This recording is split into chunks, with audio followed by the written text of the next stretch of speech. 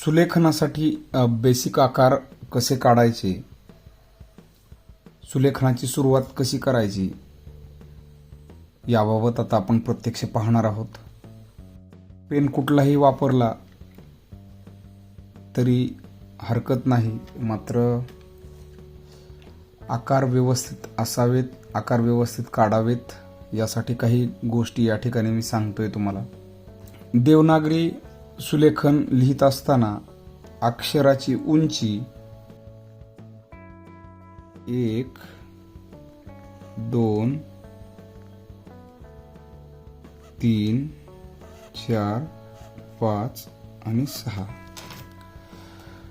हे माझ्या निबची जाडी जर अशी असेल, आता ही निबची जाडी जी आहे ती 4.5 mm ची आहे. हा पायलटचा मॉडिफाय केलेला देवनागरी पेन आहे.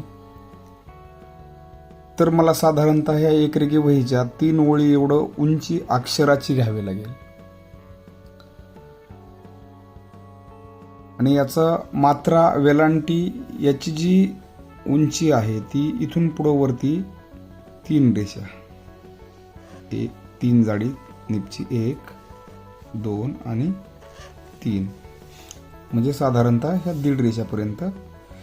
आणि खाली उकार असेल रुकार असेल यासाठी 3 रेषा, 1, 2 आणि 3.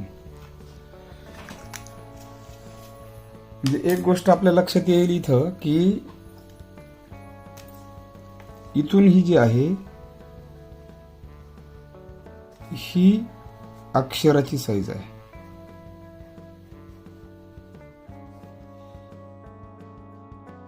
ही जी आहे याच्यामध्ये मात्रा,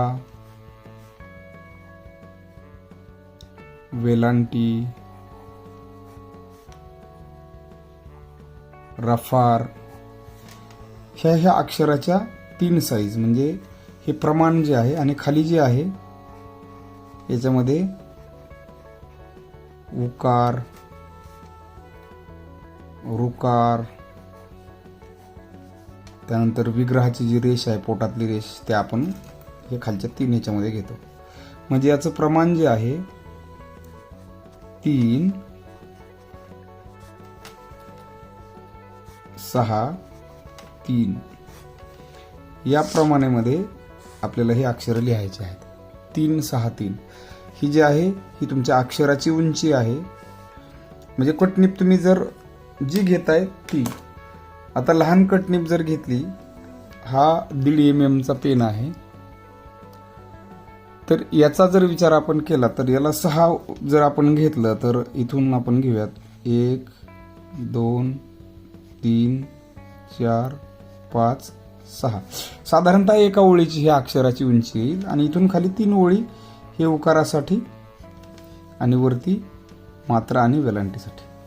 तर ह्या गोष्टी आपण लक्षात घ्यायला हव्यात, म्हणजे अक्षराचं प्रॉपर डायमेन्शन किती आहे हे आपल्या लक्षात येईल. आता बेसिक आकारांचा जर विचार आपण केला तर काही गोष्टी ज्या आहेत त्या आपल्याला शिकाव्या लागतील. आता एकरेगी वहीचा वापर करताना आपण 1.5 mm च्या पेननेच लिहिणार आहोत, जेणेकरून ज्याला आपण म्हणजे 2 नंबर निब जी आहे ती असं समजूयात, त्या पेनने त्या निबनं आपल्याला सराव करायचा आहे. तर थोडंसं मी खाली सरकवतोय आणि हिचे आकार काढायचे आहेत. आता एक गोष्ट इथं लक्षात ठेवायची आपण की इथे जाणीवपूर्वक आपण मुलांना सहज अवेलेबल होईल अशी एकरेगी वही, जी उत्तम दर्जाची आहे, ज्याचं पेज पुढून लिहिलं तरी खालून इथं फाटल्या जात नाही शक्यतो.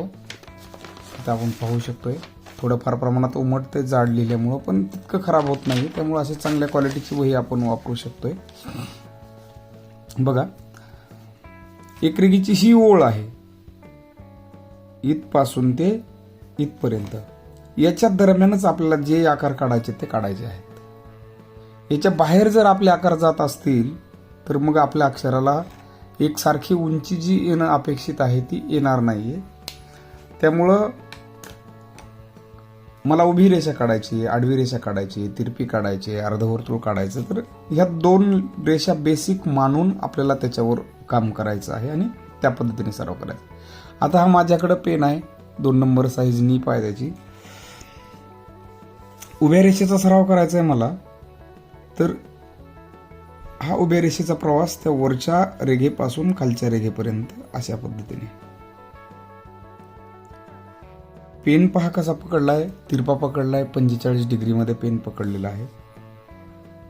जर या पेनची नीब तुम्हाला आकार थोडासा दूर वाटतोय, दिसत नाही, तर मी तुम्हाला जाड नीपनं हे रेषा ओढून दाखवतोय.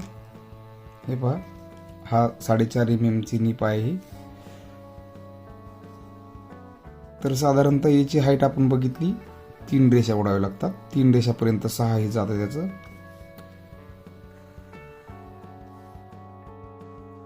या पद्धतीने आपल्याला सरळ जोपर्यंत रेषा येत नाही तोपर्यंत हा आपल्याला सराव करायचा आहे.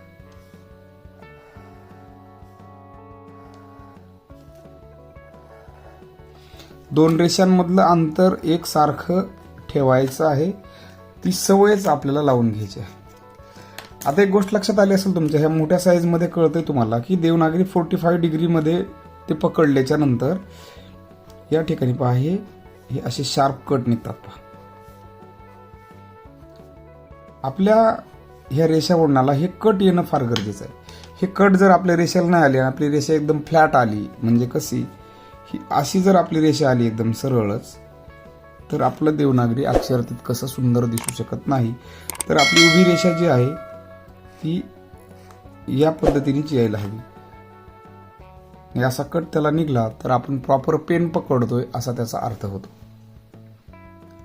पेन हातात घेतला, आपण सराव करायला लागलो, पेन पकडायचा कसा, मग हे टोक हे लक्षात येणार आहे. याच्याबाबत अगोदरचाही व्हिडिओ बनवलेला आहे, त्याची लिंक डिस्क्रिप्शनमध्ये दिलेली आहे. पेन पकडण्याबाबत त्याच्यात मार्गदर्शन केलं आहे, तो व्हिडिओ नक्की पाहून घ्या, ज्याची मदत तुम्हाला पुढं मग सुलेखन लिहिण्यासाठी मदत होणार आहे. आता हा सराव किती करावा, तर ही सरळ ओळ, आता सरावाला मर्यादा नाही. ज्याला परफेक्शन आपल्या सुलेखनामध्ये हवंय, आपल्या हस्ताक्षरामध्ये हवंय, त्यांना सराव करायला कंटाळायचं नाही.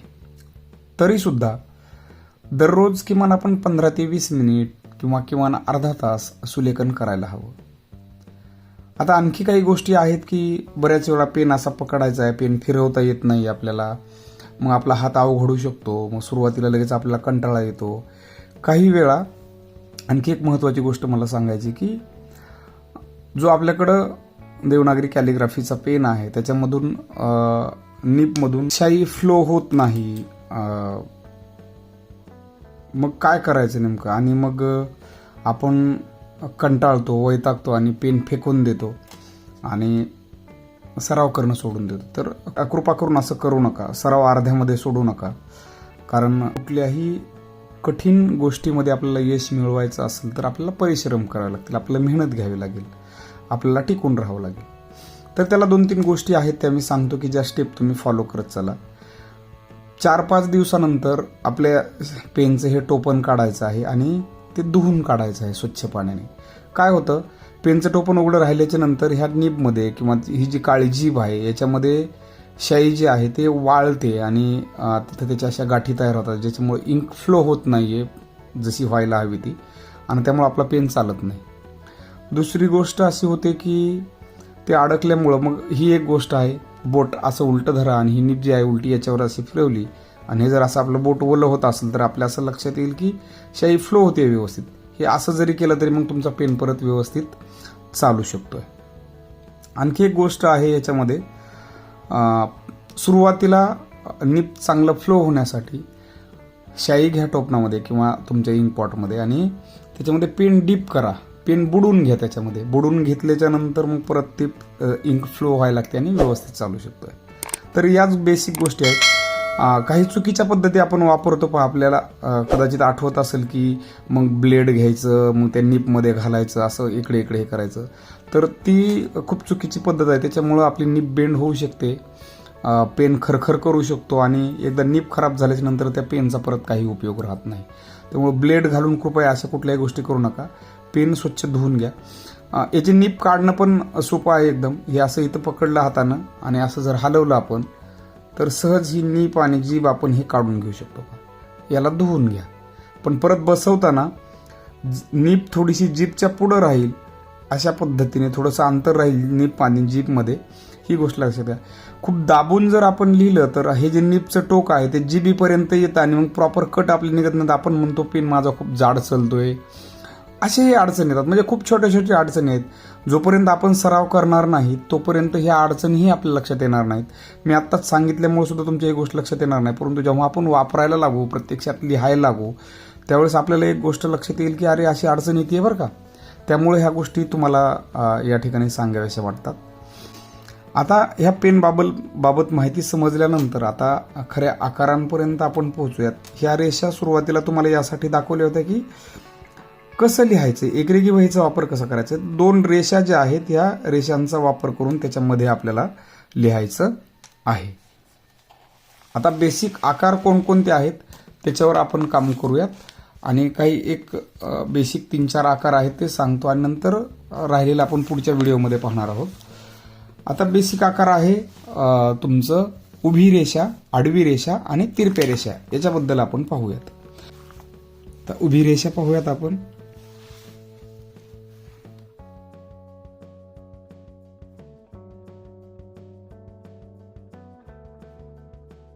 आणखी एक गोष्ट महत्त्वाची आहे की सुलेखनाचा पेन किंवा देवनागरी कॅलिग्राफीचा पेन याने तुम्हाला कधीही स्पीडमध्ये लिहिता येत नाही. या पेननी पेपर लिहिता येत नाही. आपला गैरसमज अगोदर आपण डोक्यातून काढून टाकूयात की या पेनने लिहिलं म्हणजे असंच अक्षर आम्ही पेनने लिहिला जमणार आहे किंवा पेपरला स्पीडमध्ये यांना फार गतीनं लिहिता येत नाही. आपल्या हाताला चांगलं वळण लागण्यासाठी या पेनचा वापर करायचा आहे. कारण चुकीच्या पद्धतीने या पेनने आपल्याला लिहायला गेलं तर पेन चालत नाही किंवा पेन अडखळतो, पेन गुंततो.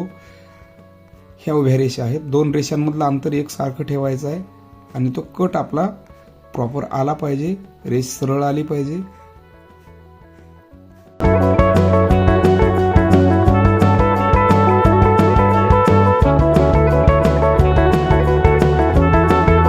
पुढचं जे आहे आडवी रेषा आहे. आडवी रेषेचा सराव कसा करायचा हे पहा.